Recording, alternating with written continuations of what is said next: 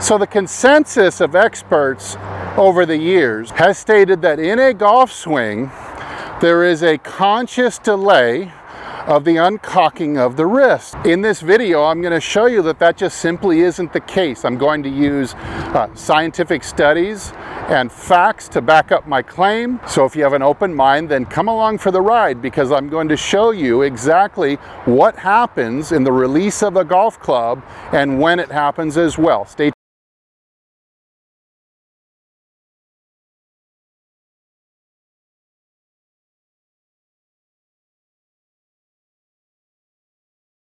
Longer.com. I'm on a journey to hit it longer and straighter off the tee, longer and straighter all the way to the green, so that I can lower my scores and have more fun. If you're on a similar journey, then I hope you'll consider hitting the subscribe button, liking this video if you liked it, and leaving a comment down below. Now, my mentor, Mike Austin, was in the Guinness Book of World Records for the longest drive in a round of professional tournament golf. At 515 yards, he did this at the age of around 60. So he was an older guy.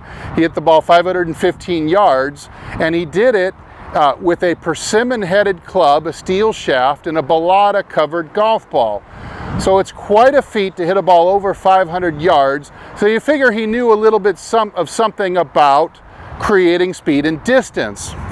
So here's Mike back in his 1960 TV show that used to air on KHJ Channel 9 in Los Angeles, and here's what Mike had to say about releasing the head of the club. Mike, you attempt to delay the uncocking of the wrists and the hands on the downswing. I certainly do not. This is where I get to jump on almost anyone when I try to hit the ball. When I move my weight over here and my shoulders rotate in this manner, I give the club a throw so it will catch up. Your stimulus begins right here. Everything works as a unit, with the hands trying to work faster than the arms so they can take up the slack that's in the bend of the wrist, what we call the cock of the hand.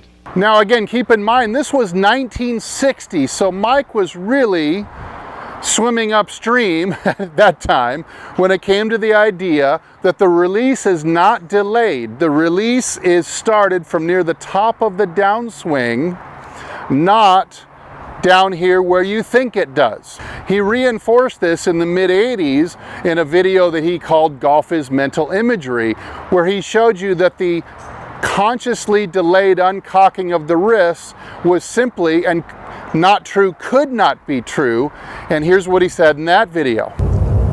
At this session, I would like to explain to you what I consider to be the biggest lie ever perpetrated upon the golfing world, which is the conscious delay of the uncocking of the wrist and hands. Now, I would like to show you the truth and untruth. Okay. I'm going to take you to the delayed wrist position and show you why it's impossible to make this club head catch up with this left arm at impact. Because of this radial flexion of this wrist, I have got to straighten it out, turn for this to catch up. And there's not enough time because the body isn't still. It's moving.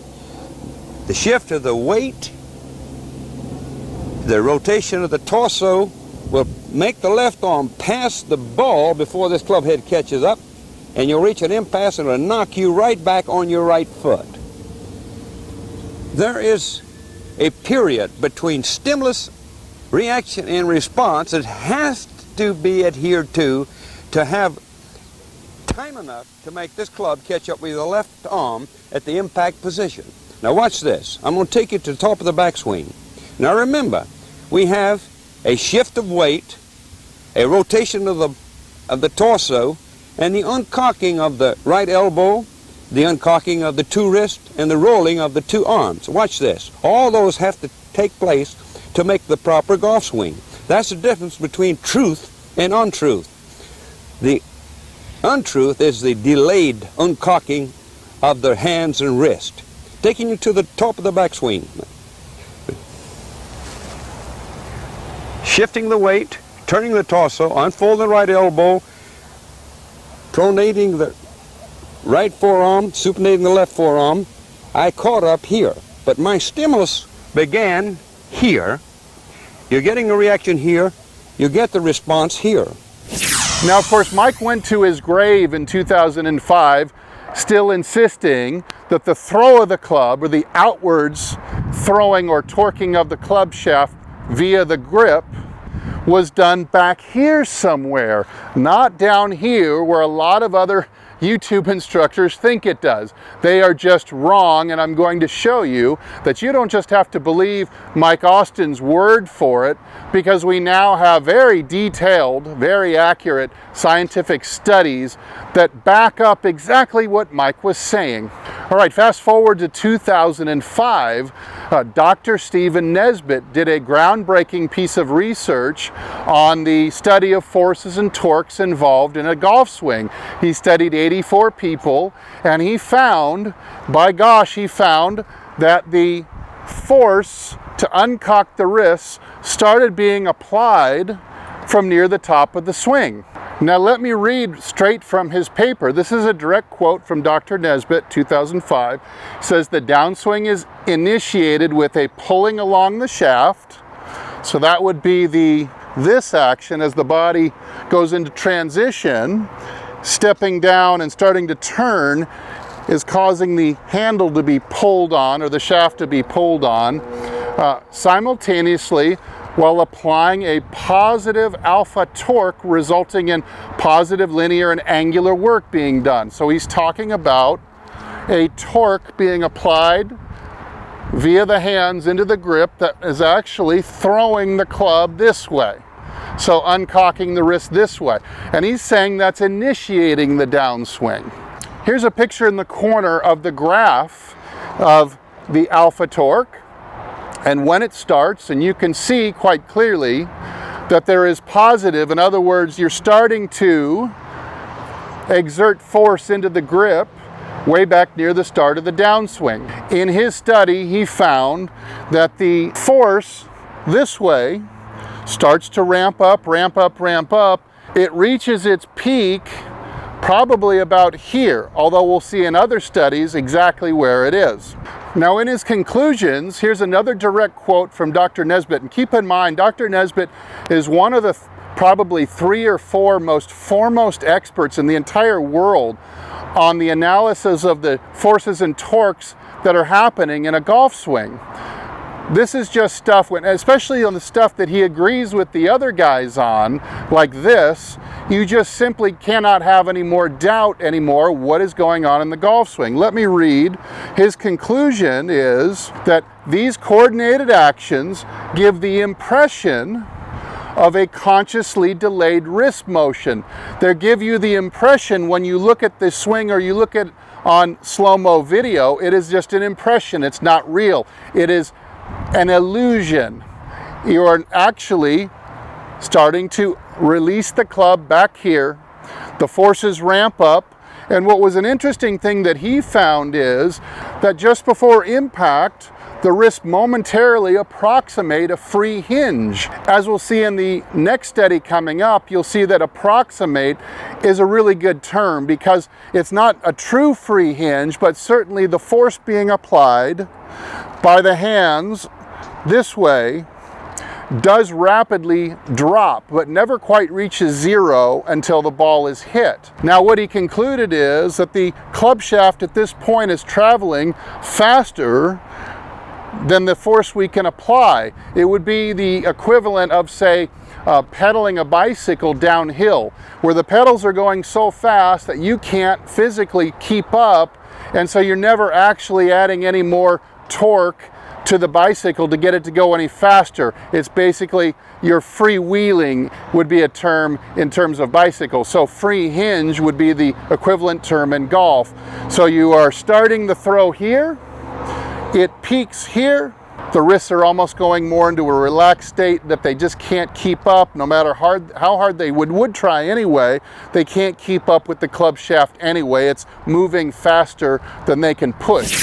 Now fast forward a few more years and you'll find here a young Dr. Sasha McKenzie back probably in college jumping over a car, but he went on to also get his PhD in biomechanics, specifically studying the forces and torques that are acting on a golf swing at any given time. Now, Sasho has actually had in his lab a winner of a major on the PGA Tour who swings at about 122 miles an hour. Now, I've got several graphs here to show you, again, that are going to basically agree with the same premises that you saw in Dr. Nesbitt's work.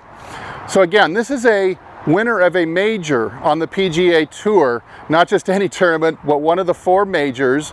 So this is an excellent, excellent golfer for you to study. Now again, you see in the graph near the beginning of the downswing, you see that the torque is positive. That means the club is getting pushed outwards this way. In other words, the release has already gotten started from way back up here. Now, as we fast forward through this swing, we'll move to the next graph and you can see that the peak force is happening when the club dips just below the last parallel. The club is here being uncocked with the most amount of force going into the grip. Now back at vertical here, so halfway down in the downswing, this is really where you can see the result, what Dr. Nesbitt was talking about when he said it's the impression that the hands are being consciously delayed. And you can see the force at this point is greatly exceeding the work being done to the club. The work means that the club is actually responding and moving like this. It's actually the club head and the shaft are actually traveling in feet from work being done to them. But the force acting on the grip has preceded this and is much larger than you see the actual movement being done at this point. So at the halfway down or vertical position, you would see a very, very small degree of uncocking of the wrists at this point, and yet the force in acting on the wrist to uncock the club have been ramping up for a little bit of time from way back up here. Now, interesting to note that Dr. McKenzie, like Dr. Nesbitt, also found that there was some kind of free hinge approximation, whereas the force peaks and then it drastically travels down towards zero. It hits the ball with maybe a third of the force that it had in peaking. But again, he found the same idea, that now the shaft is traveling so fast that the push on it, we could no longer keep up with it anymore. Similar to that bicycle analogy, where the pedals are turning so fast that we simply can't pedal fast enough to keep up with it. We can try to push on the club. It almost is acting like it's traveling all by itself as a free hinge, almost. So as it turns out, Mike Austin in this case was right.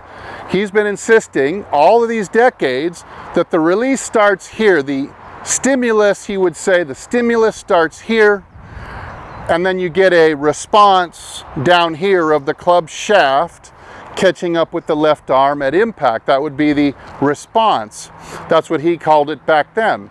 But now, in addition to Mike Austin's statements, you also have pretty much irrefutable scientific evidence and data that what Mike Austin was saying was true. So Drs. Nesbitt and McKenzie, they both agree on these particular points: where the release starts, how the force ramps up, and then how it ramps back down again as you come into impact. So if you're somebody who thinks that the wrist should be held, consciously delay the uncocking, you're just simply wrong. If you follow a YouTube instructor that keeps telling you this, they just haven't seen this scientific evidence yet. Again, they're falling for what Dr. Nesbitt called the impression of a delayed response. It's not the truth. This is the truth, that the club gets thrown from here. It starts back here. All right, so let me hit a few drives for you. We'll break them down in slow motion. We'll see exactly, I'll stop them exactly where all these bullet points are occurring during the downswing.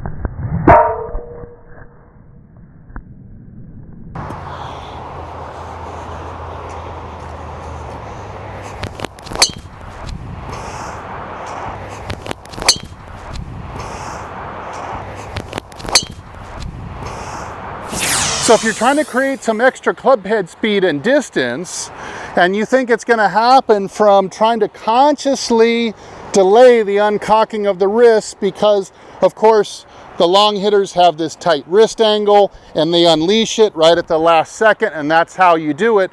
Well, I'm going to give you a different piece of advice.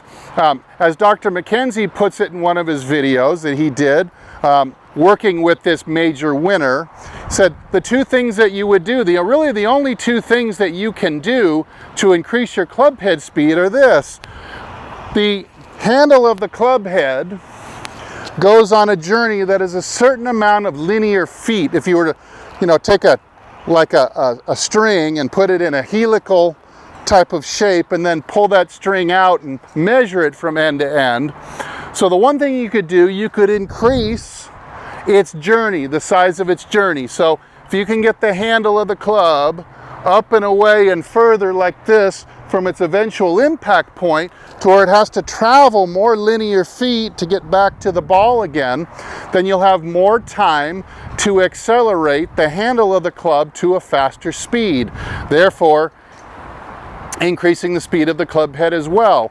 The only other thing you can do, and remember, you have to keep this, adhere to this law, that you're not going to be doing it here, but you're going to be doing it like that. The only other law that will net you more club head speed is to simply increase the amount of net force that you are uncocking the wrist with, so a greater burst of energy. The burst of energy, remember, it peaks right here, but you are starting to ramp it up way back there. Those are the only two ways that you can increase club head speed. Longer handle path, more force about the handle path as the handle comes into the ball. So the myth of the consciously delayed uncocking of the wrist is completely busted. I'm sure I'll have to go back and do more videos on this again, because since it's been such a general consensus over the last 50 years at least, that is actually what happens, well, because it's right in front of our eyes on video, it's really hard to sway the congregation, isn't it? So there are going to be some unbelievers out there still, but hey, put your opinion in the comments. What do you think? Have I sold you? Have I busted the myth well enough for you using these top scientists and one of the longest hitters of a golf ball in golf history and what he knew to be the truth? So hey, I hope the video has been educational and enlightening. As always, thanks so much to Golf Development Complex in Moorpark, California for hosting us. And hey, if I don't see you in the next video, which of course I hope you watch all my videos, but if I don't see you in the next video, I hope I see you longer and straighter down the fairway. Take care.